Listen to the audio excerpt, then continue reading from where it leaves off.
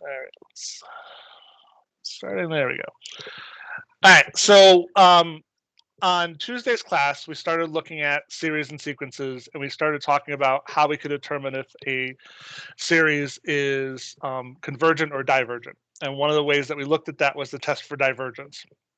And we figured out that as long as the limit is, if the limit does not equal 0, then we know the function is going to diverge. Now what we're going to look at is we're going to look at a few more different ways to test to see if a series is going to be divergent or convergent.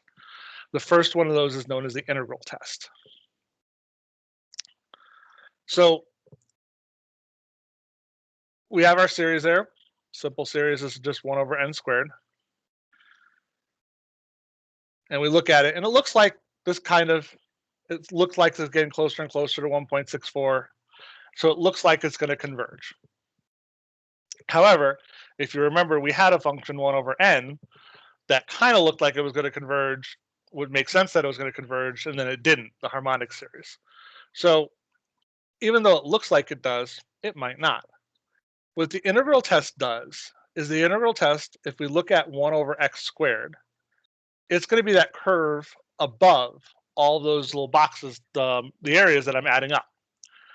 The 1 over 1, the 1, the 1/4, the 1/9, the 1/16, the 1/25, and so on. The integral is higher than the series that I'm looking at. So if the integral converges, or if the integral goes as we go to infinity, has an actual value, then the value underneath it would also have a value. So we'd be able to actually say that series does converge. If the integral goes to infinity, then the series is going to also diverge at that point because it's going to keep going on and on forever. Does that make sense that if the integral converges, whatever's below it has to be less than that, so it also has to converge? So like in this problem, 1 over x squared, it would diverge because even though it's getting smaller and smaller, it's like going to infinity. Is that it? Well, the area is actually not going to go to infinity. When we do the calculations, we're actually going to be able to get an actual value out of this. So we're going to see that in a second. So as long as the integral comes up to be an actual value that I can get, then I'm going to be able to actually figure out the sum below it. And therefore that area actually does converge to an actual value. Because in essence, all we're doing is we're adding up those boxes underneath it. And all an integral does is add up all the space underneath that curve. All right, so the one thing that we have to look at, let me go back here. So notice how this integral line goes all the way, it's basically there's an asymptote at the y-axis because it gets, so if we looked all the way back to the y-axis, then it wouldn't converge because we're going to get a value to infinity because that value between 0 and 1 basically goes to infinity. So when we're looking at the integral, we're going to look at it after that value of 1. So this way we're not going to have that space in the beginning part there. So we're looking from the integral from 1 to infinity of 1 over x squared. And we know we're just going to add that first value, which is that 1, to it. So if I did the integral of 1 to infinity, what's the integral of 1 over x squared is what?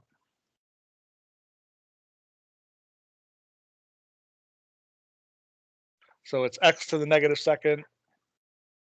So we add 1, so it's going to be negative 1 over x. So if I plug 1 into that, I would get negative 1. So, and if I plugged infinity to that, I'm going to get 0. So it's going to be 0 minus negative 1, which would be 1. So 1 plus 1 is 2. So this series here has to converge to a value less than 2. I don't know exactly what it's going to converge to, but I do know it's going to be less than 2.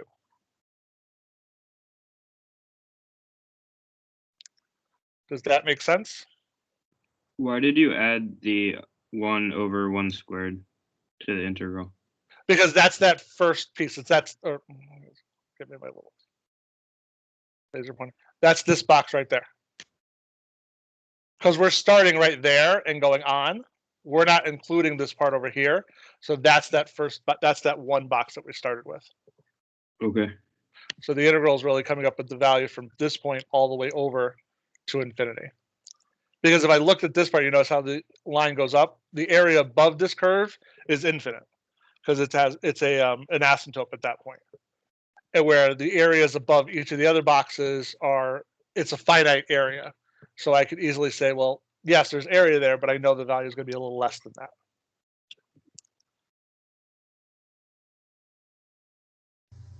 But isn't the x-axis technically an asymptote too? Yes, but it's not going to actually. So the values are going to get infinitely small as you go towards the end. So that's where we're looking at the convergence to a value. So if we're looking at a series, technically that series is always going to be getting a little bit bigger. I'm always adding something else to it. But as I get to infinity, I'm adding something closer and closer to 0. So it actually goes up to a specific value. That's where the convergence value comes to. So why isn't the 1 over x squared, why does that become just 1? Wouldn't it be negative? Because Yes, but actually, because you got to remember, we got to do the infinity part of it too. Oh, yeah. So the first part, so you always do the bigger one minus the lower one. So the infinity one is the first one I'm going to plug in first, which is 0. Mhm. So it's the bigger one minus the smaller one. So it's 0 minus -1. Okay, that makes sense. Which is how we get the positive one. So let me log into this one because I'm going to need it.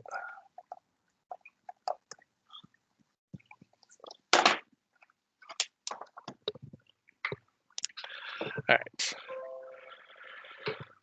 So the series, I know this series is going to be less than 2. I don't know exactly what it's going to be. I just know it's going to be less than 2. So we're doing these series. There's other ways that we can estimate the values of the series, but in essence, all we're looking at and all we really care about in this situation is, does the series converge or diverge? And since this one I know is going to be less than 2, and I know it has to be greater than 0, so remember that whole concept of a bounded series? So it's bounded, it's between 0 and 2, and it's only going down. The series is always getting smaller, therefore it has to converge. All right, so let's look at the next one. So now we have 1 over the square root of n. Looks very similar to this one, the 1 over n squared, but it's 1 over the square root of n. If I look at this one and then plug in values to it, we can start seeing how these values get bigger and bigger. So based on this, it's probably going to diverge. But we have to figure it out for sure. So let's look at my thing here, and then we'll look at the integral of it. So if I look at the integral, I have 1 over the square root of x. So I have this area here. So notice how these areas are bigger than my integral. So I know that the area that I get from this series, or the answer I get from this series, is going to be higher than the area underneath the curve. So if we look at the integral for 1 over the square root of x, that's going to be, so it's 1 over x to the -1, or x to the -1/2. So it's going to be 1/2 x, the square root of x, basically at that point. So it's going to be 1/2 x to the 1/2 power. If I plug infinity into that, I get infinity. So as this is going to infinity, this integral goes to infinity, therefore the integral diverges. So therefore the series also has to diverge. Does that make sense? So if the integral converges, the series converges. If the integral diverges, the series diverges.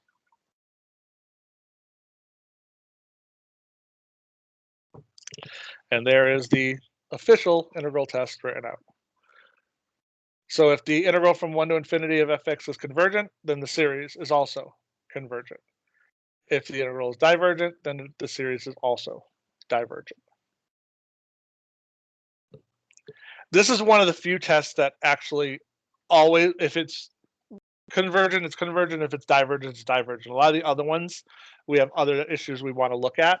So this one's cut and dry. The only reason we don't only use this one is because sometimes finding the integral of a function is actually quite complicated. So you only want to use the integral when other tests have been ruled out.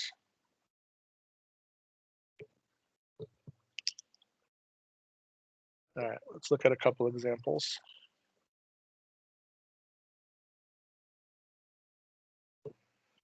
So we're going to test this series, 1 over n squared plus 1.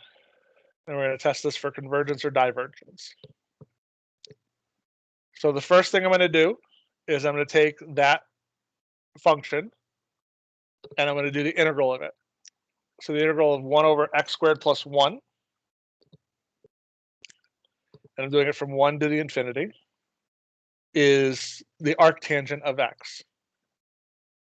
Remember I said that's the one that you might want to write down because it's going to keep coming up.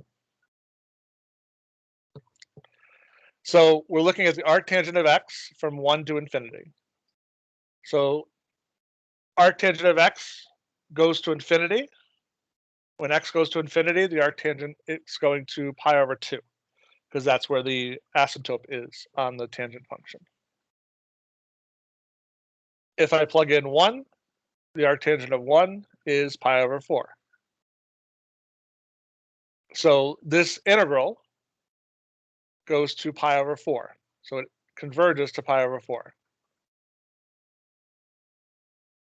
So since this integral converges to a number, that series is also convergent.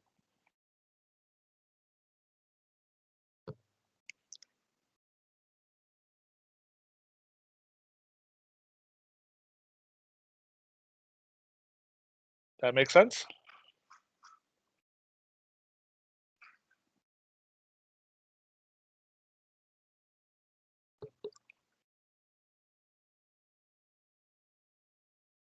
All right, the ones we've seen so far all have a relationship known as the p-series. So it's 1 over n to the p power. So we've looked at quite a few of these so far. So we saw 1 over n, we saw 1 over n squared, we saw 1 over the square root of n. Those are all p-series. P-series. So this p-series is convergent as long as p is greater than 1. And it's divergent if it's less than or equal to 1. So anytime that power right there is bigger than 1, so 2, 3, 4, 5 thirds, whatever it happens to be, as long as it's bigger than 1, this series is going to converge. So if you see one like that and you know it's a p-series and you can identify it as a p-series, you actually can stop working right there. You don't even have to actually go any further. You don't have to do any other tests. That actually is a test. You can say it's a p-series, it's greater than 1, therefore it converges. And if the square root of x or the square root of n was p to the, or n to the 1/2, and since that's less than 1, it's divergent. And the harmonic series was exactly 1. And that's why that's all, it's less than or equal to 1 where it's divergent. The p-series is going to become a very important thing in the next section as well. So you're going to hear that talked about a lot. All right, so let's look at a couple quick series of them. So this one I have 1 over n to the 3rd. The p is 3. 3 is greater than 1. It's convergent. I have 1 over this n to the 1/3 power. That 1/3 is less than 1. So therefore it's divergent. You don't have to do any integral tests or anything else. We know right off the bat that that one is convergent or divergent based on the p.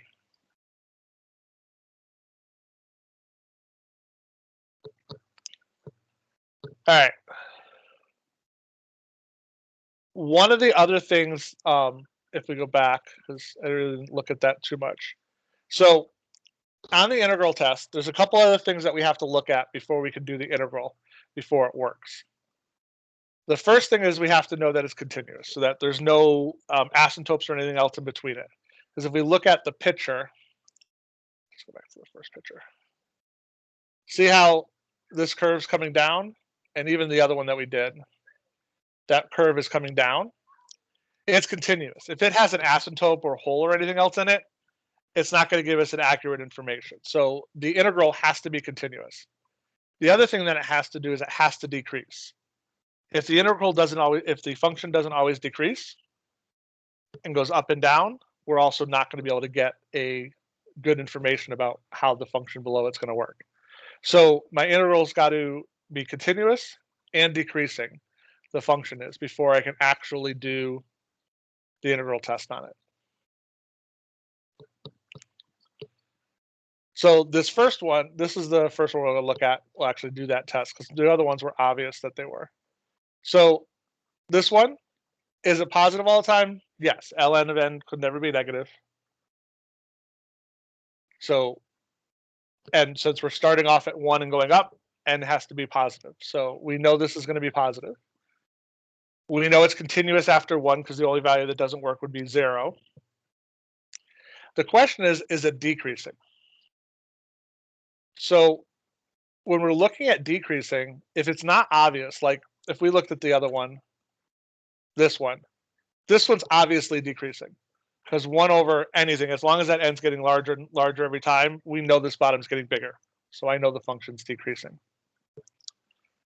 This one, ln of n over n, I don't really know if it's going to be decreasing or not. The easiest way to figure out if a function is decreasing is do the derivative. As long as the derivative is negative, I know my function's decreasing because I have a negative slope. So we do the derivative of this one. Remember, to find the derivative of a division, it's the bottom times the derivative of the top minus the top times the derivative of the bottom over the bottom squared. So in this case, I have x times 1 over x minus ln of x over x squared. So I get 1 minus ln of x over x squared. So again, I still don't know if that's decreasing or not because it's got an x in there. So I need to know when this function is going to be less than 0. So if we solved that out. 1 second, I'm just going to open up my Jamboard.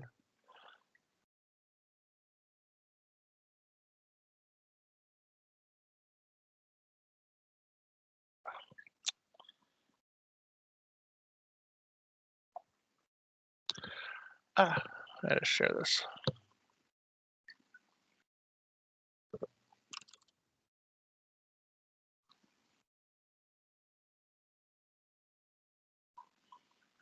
All right.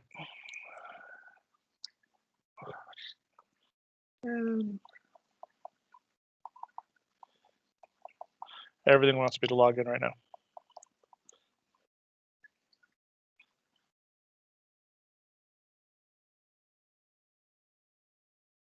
So if I have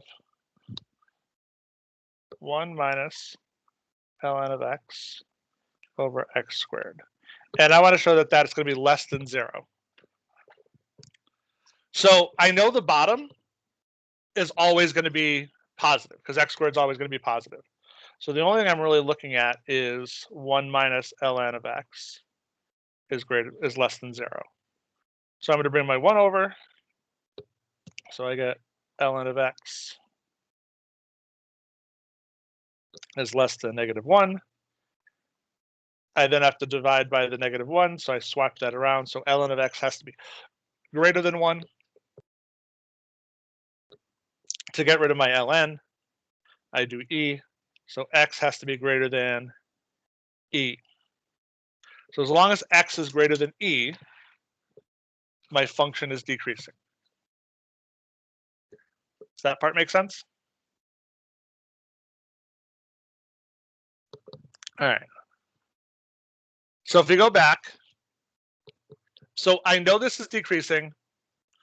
I don't know what's happening before E. It actually starts to increase before E, but as we get further and further all the way to infinity, it is decreasing. So I can do the integral test on this one. What you're really looking for is like if it was like sine, where sine goes up and down, that we can't really say is always decreasing. This one, I know after E, it's always going to be decreasing. So I can use that one. So I can do the integral test for it. I do the integral of ln of x over x, and I get ln of x squared over 2. So this one, as long as I put it in infinity, this is going to infinity. So since it goes to infinity, I know that this function is divergent. So therefore the series is divergent.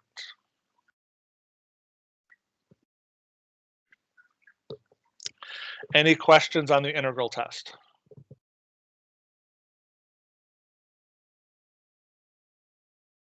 Because that's the end of the integral test. So really the key with the integral test is you need to make sure that the function is continuous, positive, and decreasing. As long as it fits those 3 things, you can do the integral. If the integral is convergent, the series is convergent.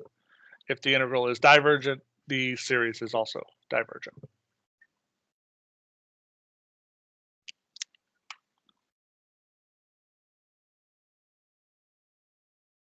All right.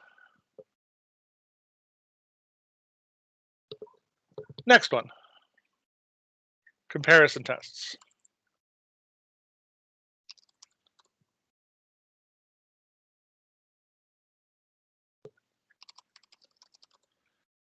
So when we're looking at the comparison test, what the comparison test is going to allow me to do is compare a function that I know is either convergent or divergent and use that to determine if the series that I'm looking at is convergent or divergent.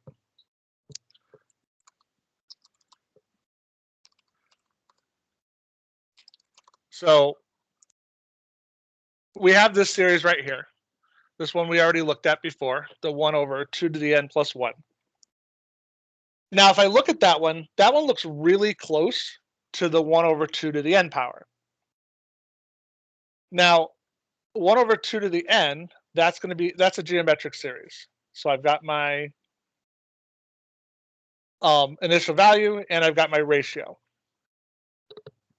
What was the rule about a geometric series being convergent or divergent?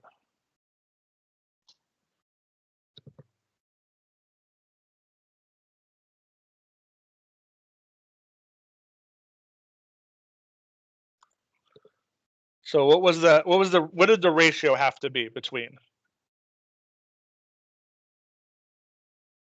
Was it 1 and -1? Yeah, it's between -1 and 1. So as long as the ratio was between -1 and 1, it was going to be convergent. So in this one, I know this 1 over 2 to the n is convergent.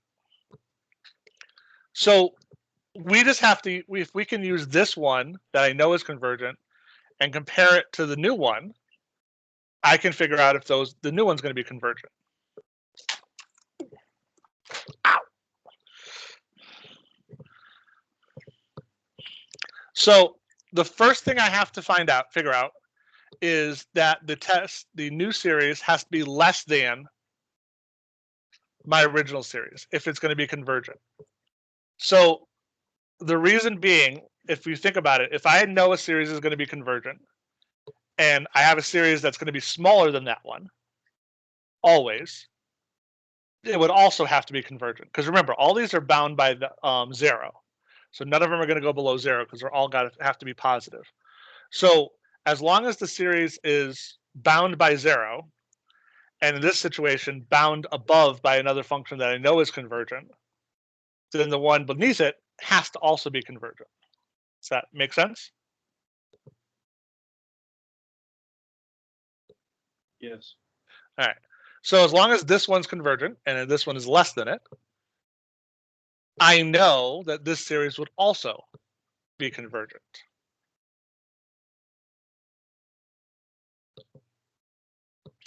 And that's basically it. That's the conversion test. or the comparison test. So the comparison test says if my new series, if my series I'm comparing it to is convergent, and it's always going to be less than, or the series that I want to compare is always less than that comparison series, it's convergent. The opposite has to be true for divergent.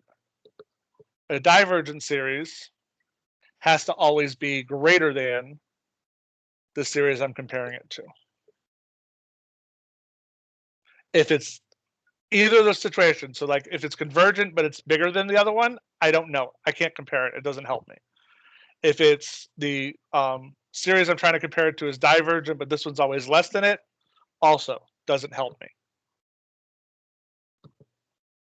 How do you know which series to compare it to? You want to pick something that looks like what you have. So like in this, and that's one of the things we're going to look at when we look at a couple examples. So like this one here, all I in essence did was take away that +1, which doesn't really change the problem very much. So I'm able to look at it and say, okay, 1/2 to the n is very similar to 1/2 to the n plus 1. So that's how I can compare it. Like I wouldn't use 1/2 to the n if I had a sine function that I was trying to work with. That they're not related to each other. So if it's a geometric series, try to use a geometric series. If it's a p series, use a p series as the base one. You want to pick something that you know always works. Does that answer your question? Yes. Okay. So the two things that we're going to use quite often for the comparison test is the p-series, because we have a distinct thing. We know that if p is greater than 1, it converges, and it's less than or equal to 1, it diverges. And a geometric series, because we know that as long as the ratio is between -1 and 1, it converges, and if it's bigger outside of that, it diverges. So those are the two series that we're going to use to compare most of our functions to. All right, so let's look at this example here. So we have 5/2n squared plus 4n plus 3. Now, if we look at this, we're looking at this function as it's getting infinitely large. What does it kind of look like? Well, as the n's are getting bigger and bigger, this 3 really doesn't mean very much. Because if n was 10, I've already got 240, so 243 is not that much different than 240. If I did n as 1,000, I now have 2 million. 4,000 right here really doesn't make that big of a difference. So we can eliminate off the other values that aren't going to matter as we get infinitely large. And that's how I figure out, well, what am I going to compare this to? So in this case, I'm going to compare it to 5/2n squared.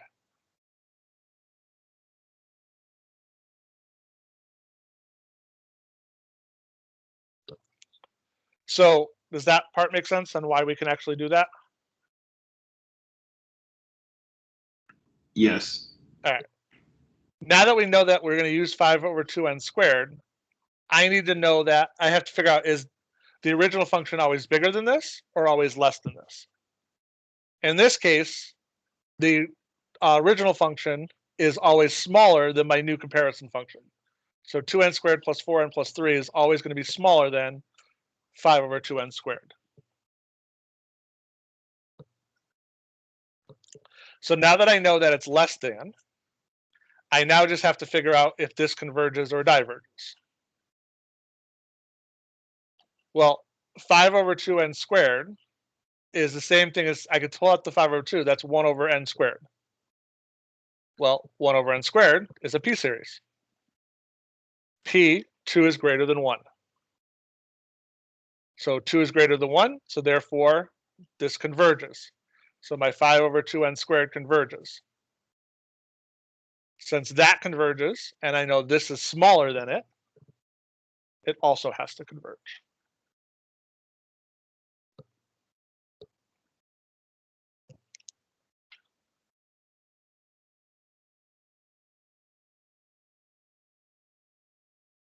Does that make sense?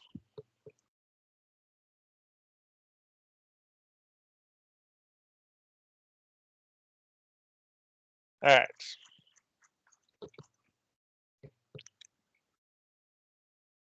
So what we basically looked at is we don't need to look at all the values. As long as the value, we can cut off the bottom ones, then we can start using that. That's what I was doing with the 2n squared and the 4n and the 3. I can, as those are getting bigger, I can eliminate those pieces off.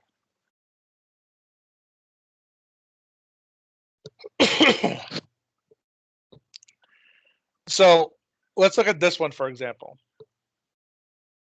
If I have 1 over 2 to the n minus 1, well, that minus 1, as this is getting bigger and bigger, doesn't really matter. So I have 1 over 2 to the n minus 1 is going to be, I'm going to compare it to 1 over 2 to the n. Now, this original function is bigger always than 1 over 2 to the n, because the bottom is going to be smaller than this one. Okay. Now, I know 1 over 2 to the n, we've already looked at that one before, that converges. So right now, I have this function that I'm testing is bigger than a convergent function. It doesn't help me. How do you know that it's not like too big, like that it doesn't exceed the 1? Like What the do you 1 mean? like the 1 over 2n is smaller, right? Yep. And so we know that it's convergent because it has to be bigger, so it won't be like a -1 value. But what if it's too big? What if it's like over 1? Because it has to be between -1 and 1, right? Yes. Okay. So yeah. So this one, the ratio. So this one, because my ratio for this one is 1/2. Because remember, we're going to take that n out. So this is 1/2 to the nth power. So that's my ratio for this one. So your rate, when you're looking at it as a geometric series, it's always got to be a fraction raised to the nth power. So even though the n's down the bottom, that's where this 1/2 n comes into play. And since that ratio is less than 1, I know it's convergent. Okay. And in this situation, this doesn't actually help me. Because even though this is convergent, this is bigger than it. And if something's bigger than something I know that converges, it doesn't help me. So I can't actually do the comparison test for this example because it doesn't actually help me at all. All right, I want to do one more example before I go on to the limit test.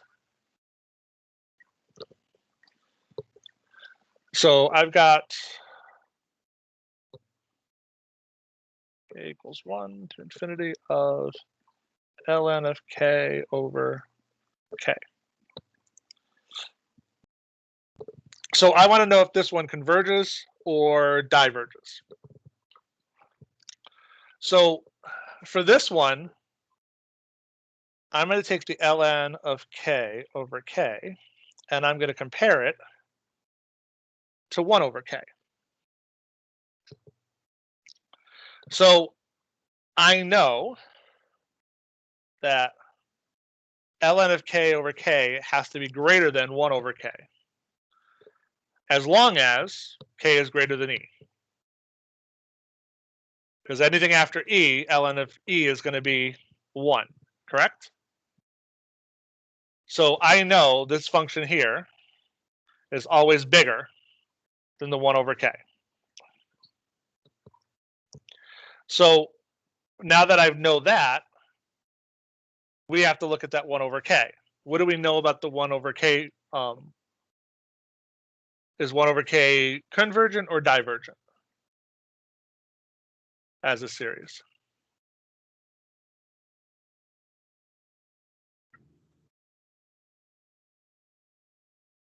So 1 over k is my harmonic series. Remember, that's basically a p series. But in this case, my p... It's Diverging. Yeah. because it's greater than or equal to 1. Right. So this is my p series is 1. So this one is divergent. So if this is divergent, and this one's bigger than it, this also has to be divergent. Your screen's not showing anything. Oh, why did it switch? Hold on. It went to a different slide for some reason. There we go. So the P series equals 1. So that means I know that 1 over k is divergent. So therefore, my other function also has to be divergent because it's always bigger than the 1 over k was. And if it was less than, that doesn't tell you anything? Exactly. If it's less than, I got to try something else. And that's going to happen sometimes. Sometimes, like, you can do a test and it's just not going to give you enough information and you got to try something else. That actually is possible.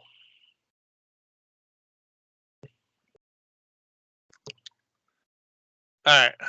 One more comparison test. The next comparison test we're going to look at is known as the limit comparison test. What the limit comparison test does is it says, as long as the limit of n goes to infinity of a to the n over b to the n, and b to the n is still some series that I'm going to use that's similar, as long as it equals a single number. It doesn't have to be 0. Actually, it can't be 0. It's got to be greater than 0 and actually come out to be a number. As long as it comes out to be some kind of finite number, then the series, if the first one converges, then the other one converges. If this when we're comparing diverges, then the original function diverges. So in this case, we don't have to worry about greater than or less than. We just have to have the limit of it come out to be some specific number when I divide them. So let's look at an example of this. So we already did this series, the 1 over 2 to the n minus 1. And when we were doing the original way for the comparison test, it wouldn't work because it's less than 1 or it's greater than 1 over 2 to the n. And I know 1 over 2 to the n converges. So that didn't really help me. So if we look at it in terms of the limit comparison test, I have 1 over 2 to the n minus 1, and we're dividing it by 1 over 2 to the n. So I'm going to look for the limit as n goes to infinity of 2 to the n over 2 to the n minus 1 when I simplify that down.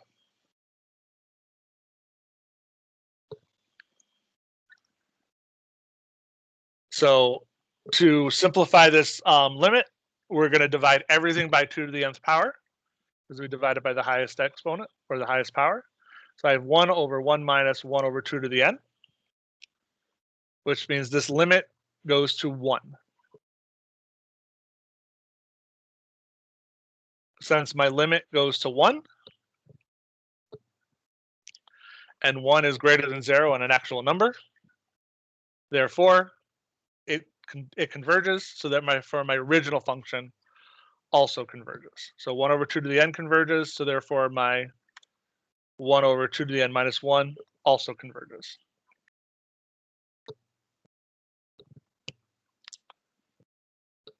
So if you can't do a straight comparison like we were doing before, the limit comparison can be helpful as well.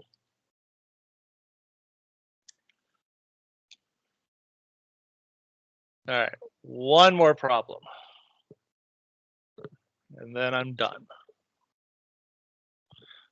So n equals 1.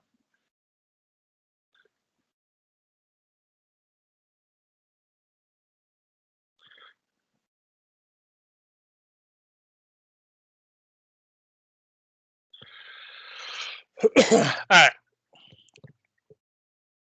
So I've got 2n squared plus 3n over the square root of 5 plus n to the 5th.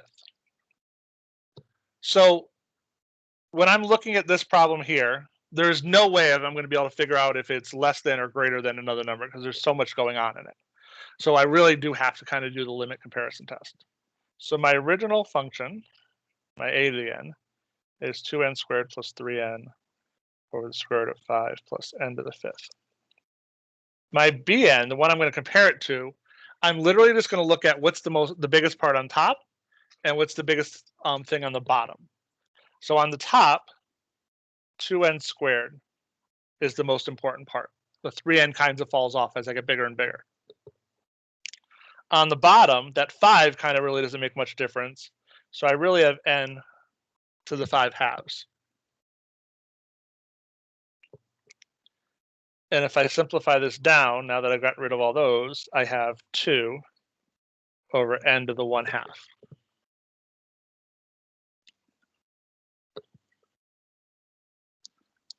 So does everybody see how I took the original function and broke it down into something that I can actually compare it to?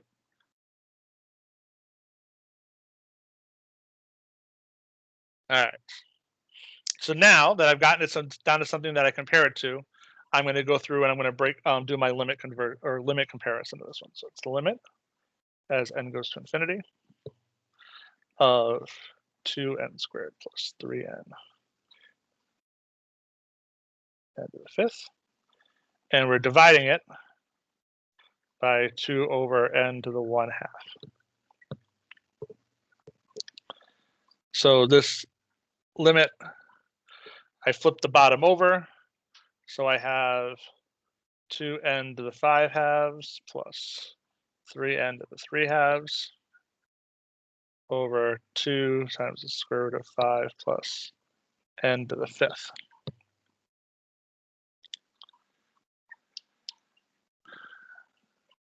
Now I'm going to divide it by the highest power, which is 5/2. So when I divide them all by 5/2, I get 2 plus 3 over n, and 2 down the bottom, and it's 5 over n to the 5th plus 1.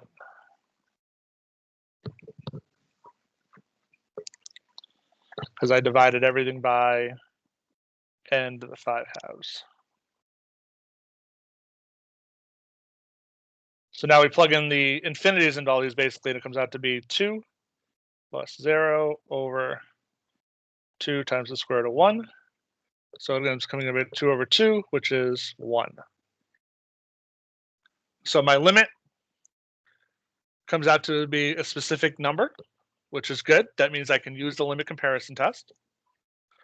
So that means it was successful. So now I just got to figure out, well, what was this one? Did that one diverge or converge? So n1 over n to the 1/2 is a p-series, right? So that's a p-series with p equal to 1/2, which is less than 1. So it diverges. So since that diverges, that has to diverge.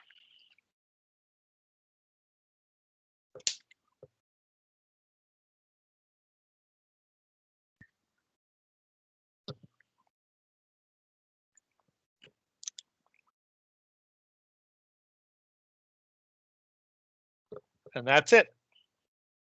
I have a question. Sure. So if you could do that p-series at the end, then why did you have to do all the work with the limit test?